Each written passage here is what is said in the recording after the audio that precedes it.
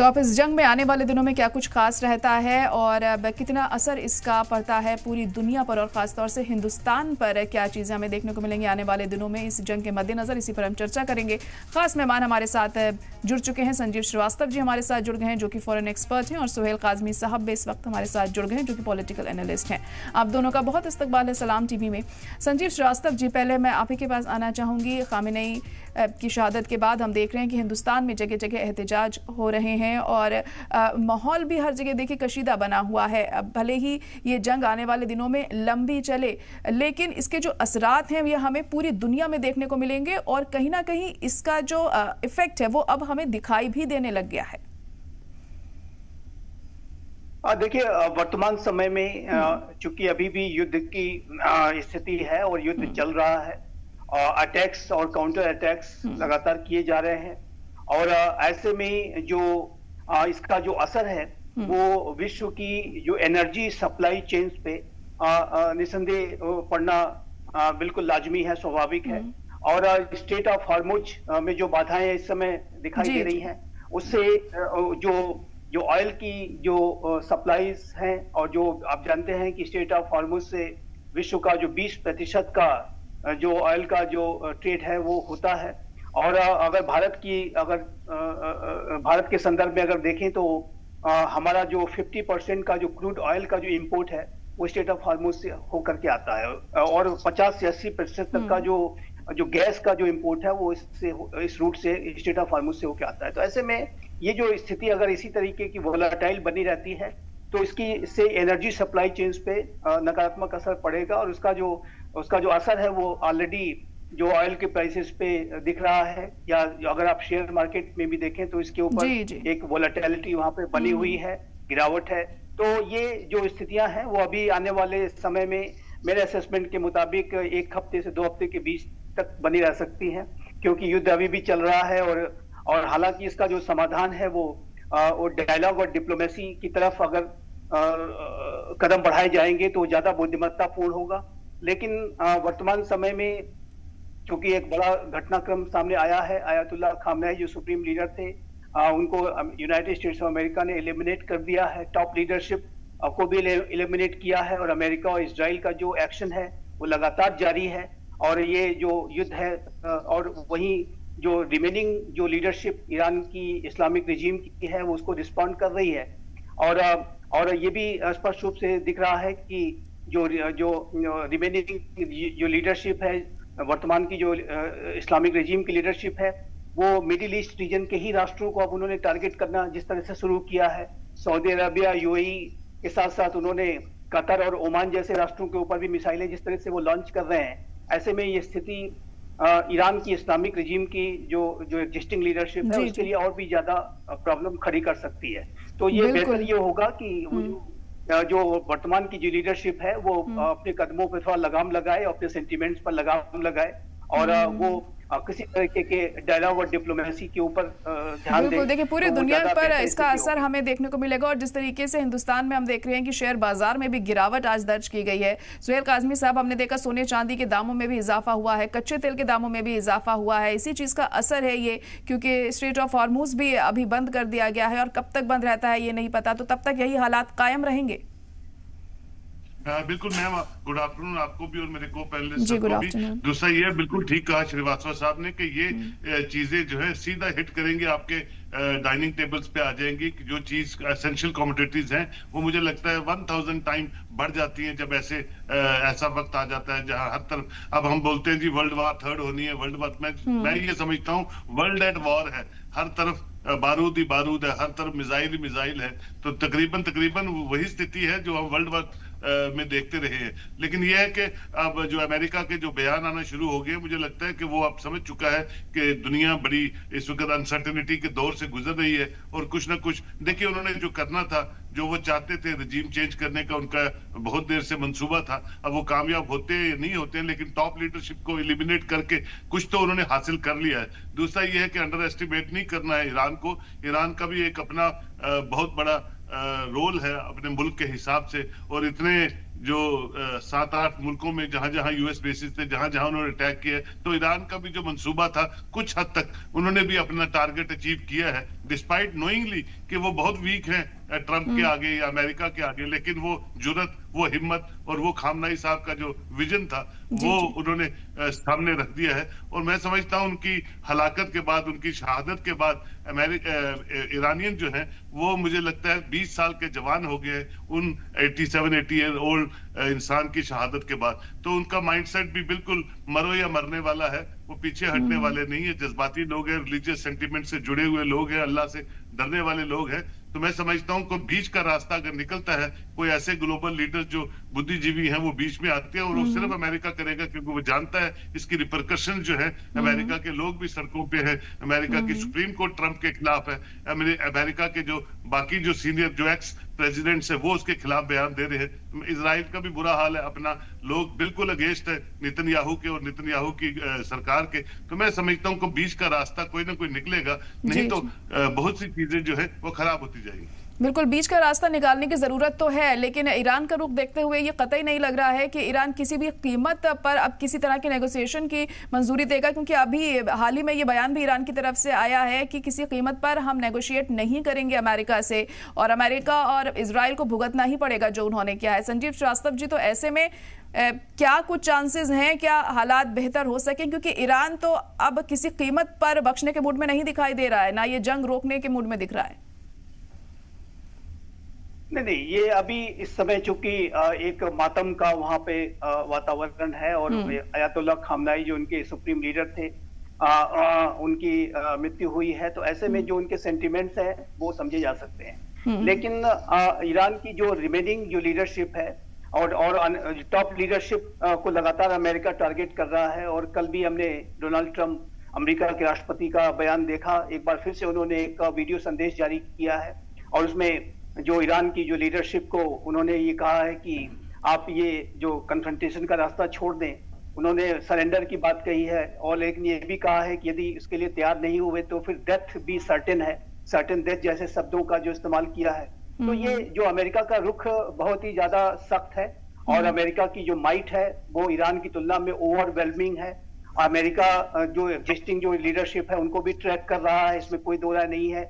जिस तरीके से उन्होंने अयातुल्लाह खामनाई को और अन्य टॉप लीडर जो ईरानियन इस्लामिक रिजीम के थे उनको वो लगातार ट्रैक कर रहे थे, उनके मूवमेंट पर नजर बनाए हुए थे, और जब उन्हें मौका मिला तो उन्होंने उनको हिट किया और एक साथ ही सभी को एलिमिनेट कर दिया।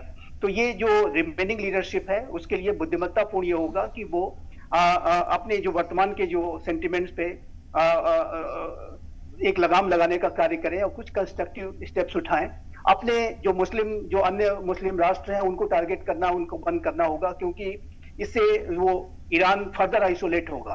अभी आप देखिए तो ईरान के एक आइसोलेटेड स्थिति में दिखाई देता है, और ओमान जैसा राष्ट्र जो कि इस पूरे अमेरिका और ईरान के बीच में मध्यस्थता कर रहा था, वहां पर भी मिसाइलें लॉन्च की गई हैं। सऊदी अरबिया, यूएई जैसे राष्ट्रों के ऊपर भी मिसाइलें ईरान ने लॉन्च की हैं, और कतार जैसा राष्ट्र जिसके कि सभी के साथ एक मित्रवत संबंध रहते हैं। कतार अपनी मित्रता के लिए जाना जाता है, सभी, चाहे वो ईरान के साथ हो, चाहे वो सऊदी अरबिया के साथ हो, सभी के साथ अच्छे संबंध ईरान के हैं। ईरान अपने मीडिएशन के एफर्ट्स के लिए पूरे मिडिल ईस्ट रीजन में विख्यात है।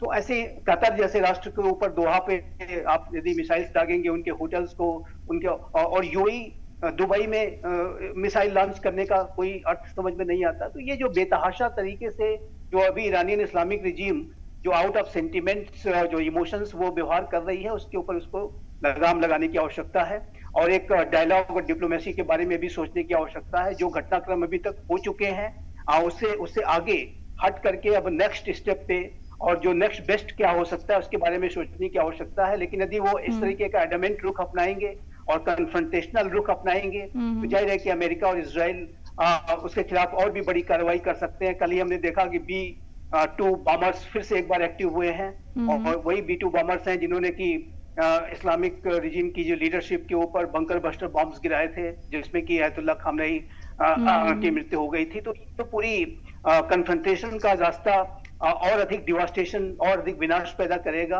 और ये देखिए ईरान की तरफ से भी लगातार हमले जारी हैं, और यूएसएस इब्राहिम लिंकन पर भी अटैक किया है। हालांकि अमेरिका इस बात को नहीं मान रहा है कि उस पर अटैक हुआ है, तो कहा जा सकता है कि ईरान की तरफ से हमले अभी जारी रहने वाले हैं। सुहेल काज़मी साहब, लेकिन ये भी सच है कि ईरान उतना ज़्यादा सक्षम नहीं है, हम कहें, जितना अमेरिका है। सुपर पावर है अमेरिका। भले ही हम प्रैक्टिकली देखें तो ईरान को ही ज़्यादा नुकसान होने वाला है अगर ये लड़ाई लंबी खींचेगी तो।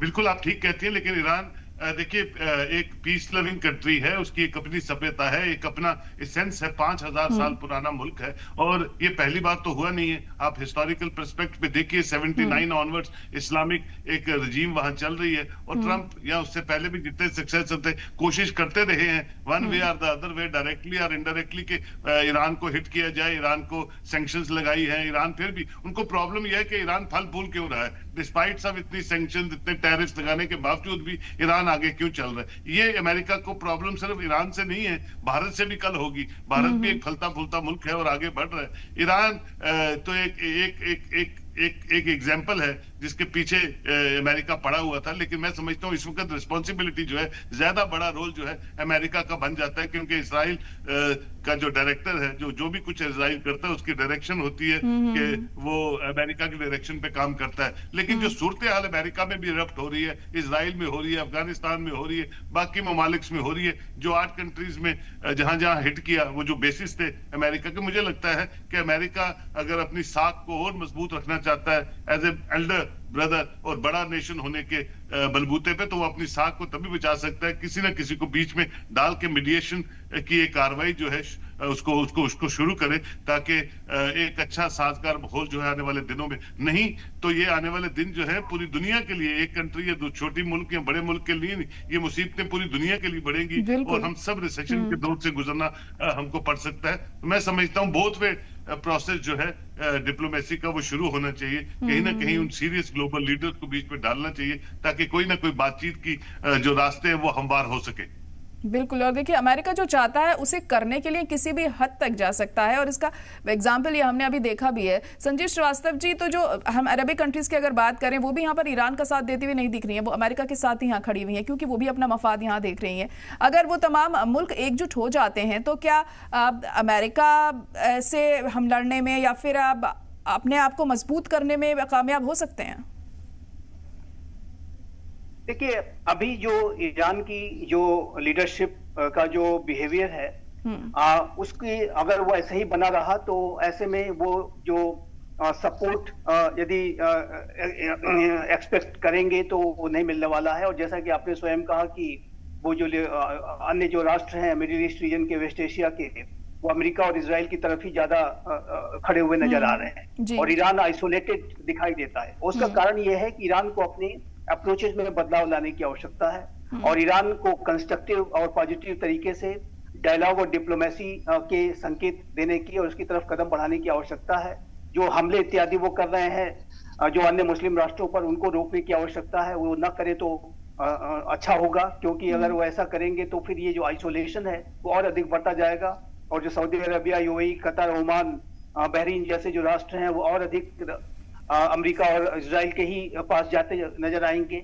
और ऐसे में ईरान की जो रिमेनिंग लीडरशिप है वो उसके लिए बहुत ही दिन आगे के बहुत भारी हो सकते हैं, उसके लिए और भी बड़े खतरे बढ़ सकते हैं। और ये जो पूरी स्थिति है वो जाहिर है कि उनके लिए बेहद खतरनाक आगे आने वाले समय में हो सकती है। उनकी लीडरशिप को अमेरिका वाइप आउट ऑलरेडी एक टॉप लीडरशिप को कर चुका है और उसके बाद जो रिमेनिंग लीडरशिप है उसको भी वो वाइप आउट करने की तरफ कदम बढ़ा सकता है। तो ये जो पूरी स्थिति है उसको, उसमें एक बुद्धिमत्ता की आवश्यकता है। और दूसरा ये है कि एक जो लीडरशिप, एक जो डायलॉग और डिप्लोमेसी को करने की आवश्यकता है और दोनों ही पक्षों को डी एस्केलेशन के लिए कोशिश करने की आवश्यकता है। ये बात बिल्कुल स्पष्ट है। और देखिए, जैसा कि भारत के प्रधानमंत्री श्री नरेंद्र मोदी ने स्वयं बार बार इस बात को कहा भी है और हम सभी इस बात को लगातार कहते हैं कि जो संवाद है, जो डायलॉग है, वही किसी भी इस तरीके के कॉन्फ्लिक्ट का सलूशन निकाल सकता है। युद्ध के मैदान पर कन्फ्रंटेशन का रास्ता अख्तियार करके आप शांति स्थापित नहीं कर सकते। और ये जो अभी तक जो हुआ है, और जाहिर है कि इसके पहले ही अगर सहमति बन जाती, जो डायलॉग की जो प्रक्रिया चल रही थी, जो ओमान में और जिनेवा में जो बातचीत 2 दौर की चली, जाहिर है कि वो एक अवसर था, लेकिन उसमें कोई दुर्भाग्य से कोई कंस्ट्रक्टिव आउटकम आ नहीं पाया। और कन्फ्रंटेशन और का जो रुख है वो बना रहा और एक एडामेंट रुख बना रहा, तो ऐसे में ये जो स्थिति है आज एक युद्ध के रूप में परिणित हो गई है। लेकिन डायलॉग और डिप्लोमेसी के जो रास्ते कभी बंद नहीं होते, ये बात भी अपनी जगह उतनी सच है और अभी भी शांति स्थापित की जा सकती है। और इसके लिए मेरा मानना है कि दोनों ही पक्षों को डी एस्केलेशन की तरफ अगर वो बढ़ते हैं और इस तरीके की विजडम प्रिवेल करती है तो अच्छा होगा। लेकिन देखिए, एक बात मैं अवश्य कहना चाहता हूं कि यूनाइटेड नेशंस ऑर्गेनाइजेशन, जिसका कि उद्देश्य इस तरीके की स्थितियों को डील करने के लिए था, अंतर्राष्ट्रीय शांति सुरक्षा, इंटरनेशनल पीस एंड सिक्योरिटी के मैंडेट के साथ ये बनाया गया था, वो अपनी भूमिकाओं को पूरा करने में विफल बार बार साबित होता है। यूएन सिक्योरिटी काउंसिल में बैठक हुई, लेकिन उसमें सिर्फ शब्दों का खेल हुआ, उसका कोई ज्यादा कोई इंटरवेंशन नहीं आ पाया और ये जो यूएन संस्था है वो पूरी तरह से साइडलाइन कर दी जाती है। लेकिन इसमें जैसे कि काजमी साहब ने कहा, मैं बिल्कुल सहमत हूं कि विश्व के जो नेता हैं और अनेक जो राष्ट्र हैं, रिस्पॉन्सिबल राष्ट्र हैं, यदि वो इस स्थितियों में कोई कंस्ट्रक्टिव स्टेप लेते हुए दोनों ही पक्षों के साथ संपर्क करें और उनको इस साथ में लाने की प्रयास करें तो ये ज्यादा अच्छी स्थिति होगी। बिल्कुल, एक दूसरे का साथ अगर देंगे तो उनके लिए भी फायदेमंद साबित होगा आने वाले दिनों में, क्योंकि कहीं ना कहीं जो हालात बने हैं मिडिल ईस्ट में, उसे देखते हुए लग रहा है कि मुस्तकबिल में जो कशीदगी है वो बढ़ती हुई ही फिलहाल नजर आ रही है। सुहेल काज़मी साहब, यूएन का ऐसे में क्या रोल हो सकता है? जैसे कि अभी संजीव जी ने भी कहा है कि एक बार फिर यूएन की तरफ से इतना बेहतर रवैया हमें देखने को नहीं मिला है, तो यहाँ पर कितना अहम भूमिका वो निभा सकता है अगर हालात नॉर्मलाइज करने होंगे तो? बिल्कुल संजीव जी ठीक कह रहे हैं। देखिए, यूएन का जो अपना एक रोल था, हमेशा रहा है, वो कहीं डिमिनिश होता हुआ नजर आ रहा है। और वहां टॉक्स चल रही थी, ईरान भी उसमें भागीदार थे, उनके भी जो प्रवक्ता थे वहां बैठे हुए थे, और यहाँ आपने इजराइल के थ्रू वहां आपने अटैक करवाना शुरू किया। ये कोई जंगों के लवाजमात नहीं है, ये कोई तरीकाकार नहीं है। मुझे भी 30-35 साल से इस प्रोफेशन में हो गए हैं, तो मैंने देखा नहीं, हर जंग के हर कंफ्लिक्ट के भी कुछ अपने तरीकाकार होते हैं और उन तरीकाकार की भी एक लिमिटेशंस होती है। आपने सब बैरियर्स को तोड़ दिया, सब चीजों को तोड़ दिया। आपने इजराइल और गाजा में भी देखा क्या हो रहा है। ऐसी जंगें हमने देखी नहीं है, ना सुनी है, ना पढ़ी है। पुरानी जितनी भी हिस्ट्री है तो आप जरा पढ़िए आप, तो आपको दिखेगा नहीं। तो हर एक दूसरे मुल्क का जो संजीदा मुल्क होता है, जो नहीं चाहता है कहीं भी कंफ्लिक्ट हो ताकि दुनिया अमन अमान से चले, वो हमेशा इंटरवीन करते थे मीडिएशन के लिए और बीच में बातचीत के लिए। बातचीत का जब तक रास्ता आप नहीं खोलेंगे कहीं भी, किसी घर में, किसी सोसाइटी में, किसी मुल्क में, या आज अमेरिका और इजराइल और ईरान के बीच में, तब तक चीजें आगे नहीं बढ़ेगी। सिर्फ 2 मुल्क इन्वॉल्व नहीं होते हैं वॉर में 2 मुल्कों की जंग में 10 मुल्क जो है वो तबाह होते हैं, 50 मुल्कों की जो इकोनॉमी है वो शटर होती है। तो सारी दुनिया एक दूसरे के साथ जुड़ी है।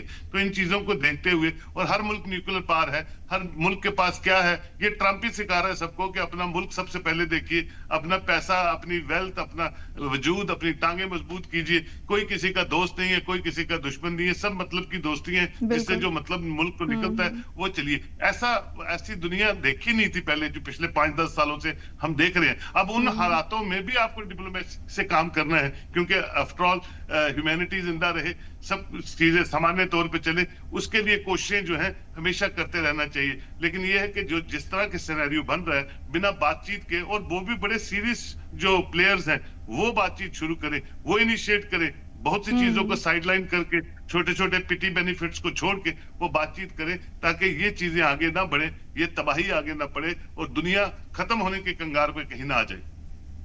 बिल्कुल, देखिए सबको मिलकर ही कोई अहम कदम उठाना होगा और सिर्फ अपना फायदा ना देखते हुए इक्विवेलेंट तरीके से ही सोचना चाहिए कि हमें सबको साथ में लेकर कैसे चलना है, ये बहुत अहम है। संजीव जी, एक आखिरी सवाल ये आपसे मैं जानना चाहूंगी कि जैसे कि अभी ट्रंप ने ये साफ किया है कि ये लड़ाई 4 से 5 हफ्ते और चल सकती है, तो क्या लगता है, क्या ये लड़ाई अभी लंबी खिंचेगी या फिर अब ईरान के बस में है कि वो आने वाले दिनों में इस लड़ाई को इतना ज़्यादा खींच सके कि वो अपना पूरा बदला कर सके? क्योंकि बार बार ईरान की तरफ से यही बयान सामने आ रहा है कि वो बख्शेंगे नहीं अमेरिका और इजराइल को। देखिए, मेरे असेसमेंट के मुताबिक ये लड़ाई बहुत लंबी नहीं चलेगी, और क्योंकि ईरान के पास वो रिसोर्सेस नहीं है कि जिसकी की वजह से वो बहुत लंबे युद्ध में जा सके। और यदि इसकी तुलना में थोड़ा मैं रशिया यूक्रेन युद्ध से करूं, तो रशिया यूक्रेन का जो युद्ध है वो 4 वर्षों से ज्यादा लंबे समय का हो चुका है और ये लगातार जारी है। लेकिन जो रशिया यूक्रेन के बीच का जो युद्ध है वो महाशक्तियों के बीच में लड़ा जा रहा है, इनडायरेक्ट तरीके से, अप्रत्यक्ष तरीके से। और यूक्रेन के सैनिकों के कंधों पर रख करके अमेरिका और नेटो बंदूकें चलाते हैं, और वहीं रशिया भी महाशक्ति है और रशिया भी झुकने को तैयार नहीं है। और ये जो रशिया यूक्रेन का युद्ध है वो महाशक्तियों के बीच में एक वर्चस्व की प्रतिद्वंदिता है, और यूक्रेन एक बैटल ग्राउंड के तौर पर इस्तेमाल किया जा रहा है। लेकिन यहाँ पर जो ईरान और यूनाइटेड स्टेट्स ऑफ अमेरिका की जो स्थिति है उसमें बहुत ज्यादा एक अंतर है। एक तरफ तो वो सुपर पावर है और उसके साथ जो उसका इजराइल एक शक्तिशाली राष्ट्र है जिसके पास टेक्नोलॉजी और बहुत ही जबरदस्त रिसोर्सेस भी हैं अमेरिका के ही दिए हुए। तो वो दोनों का कंबाइन एक बहुत ही ओवरवेलमिंग जिसको कहते हैं मिलिट्री माइट अमेरिका की है, और एक महाशक्ति एक तरफ है और दूसरी तरफ ईरान जो कि एक आइसोलेटेड स्थिति में दिखाई दे रहा है। तो ऐसे में ईरान सस्टेन नहीं कर सकता और ईरान को भी वहां की जो लीडरशिप को बातचीत के लिए आना ही होगा। अभी जो सेंटिमेंट्स बहुत हाई हैं, इमोशंस बहुत हाई हैं, क्योंकि उन्होंने अपनी टॉप लीडरशिप को गंवा दिया है, अयतुल्ला खामनाई को ही गंवा दिया है। तो ऐसे में वो इमोशन समझे जा सकते हैं। लेकिन ये जो लड़ाई है, जो रिटेलिएशन जो ईरान का है, वो मुझे नहीं लगता कि वो बहुत लंबे समय तक कर पाएगा, और ऐसे में डायलॉग और डिप्लोमेसी पे आना ही होगा। और ये लेकिन इस प्रक्रिया में हफ्ते से 2 हफ्ते तक का समय अवश्य लग सकता है। बिल्कुल, अब देखिए कब तक हालात बेहतर होने के लिए कोई पहल यहाँ पर रखी जाती है। फिलहाल आप दोनों का बहुत शुक्रिया हमारे साथ जुड़ने के लिए इस खास शो में।